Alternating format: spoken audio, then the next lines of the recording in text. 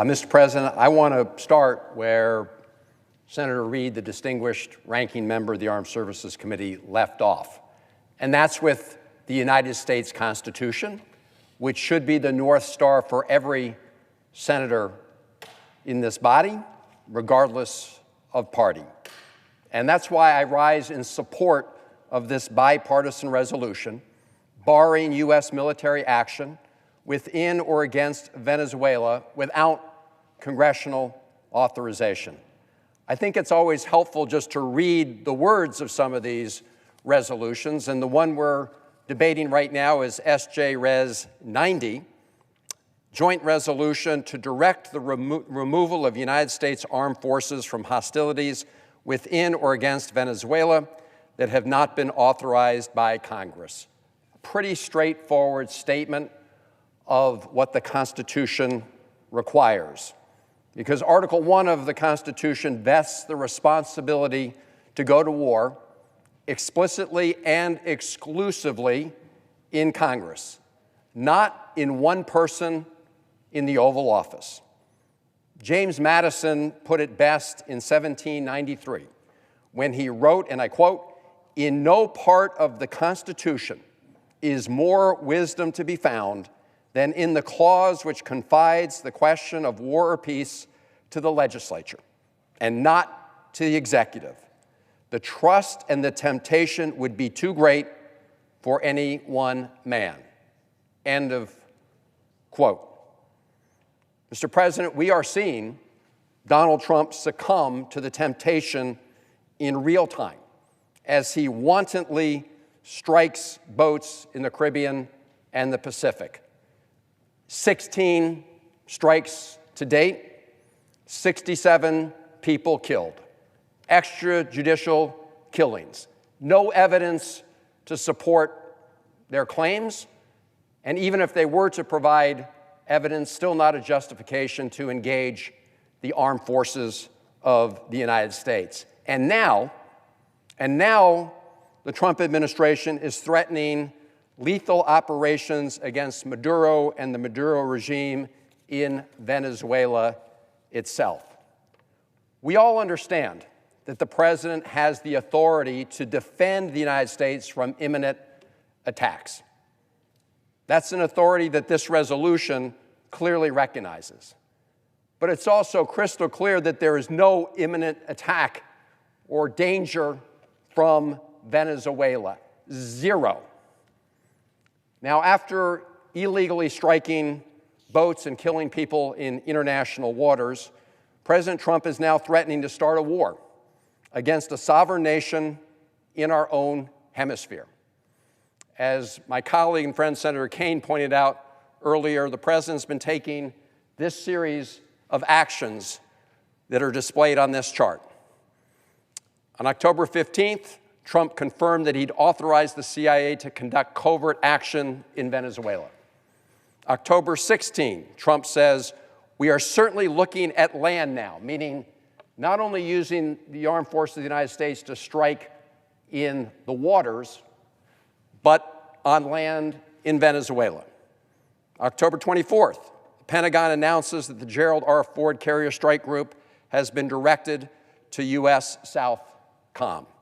October 31st, several Trump administration officials tell the press that a secret list of targets in Venezuela has been drawn up. Headline in the New York Times, Trump weighs options and risks for attacks on Venezuela. Washington Post, Trump beats the war drums for direct action in Venezuela. Mr. President, that is what people are discussing and contemplating as we speak within this administration. And it's not just this series of actions and comments that have surfaced, but the President of the United States has deployed lots of U.S. military assets to the region. I'm not going to go through all of these, but this is a massive deployment of U.S. naval power off the coast of Venezuela. In other words, President Trump is openly threatening a regime change war that could cost American and Venezuelan lives. You know, I think we all agree. I think we all agree in this body that Maduro is a terrible dictator. He's a plague on his own people. But we have learned from history that bombs don't turn dictatorships into democracies. The American people, particularly our veterans who sacrificed so much in Afghanistan and Iraq, understand that lesson very clearly, as do the American people, because recent polling found that a majority of Americans would oppose a U.S. military invasion of Venezuela. And the U.S. Navy deployment near Venezuela has become even less popular over the last month, as the Trump administration's boat strikes and saber-rattling against Venezuela has intensified. Mr. President, I want to take a moment to contrast this resolution regarding Venezuela with the one we considered recently in the Senate regarding applying the War Powers Resolution to the President's action blowing up boats and people in international waters. And I see my colleague, Senator Kaine, on the floor, and I want to thank him for bringing both these resolutions before the body. But I wanted to mention the earlier resolution because just earlier today, I read the Trump administration's so-called justification for the actions that they are taking in international waters to strike these boats that have killed 67 people. And I have followed the war powers debate for a very long time, as have many of my colleagues. And Mr. President, what I read was 35 pages of pure gobbledygook, pure mumbo-jumbo. Clearly a lawyer who had to work really hard to justify a decision that had already been made. That's what that 35 plus whatever page report was.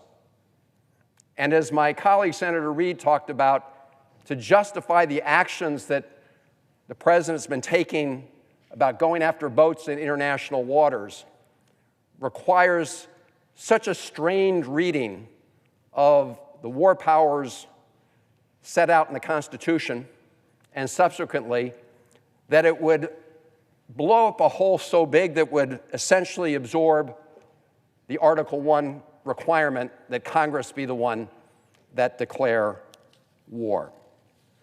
So based on my reading of that statement, there's zero justification for what the President's doing with respect to strikes in the Caribbean.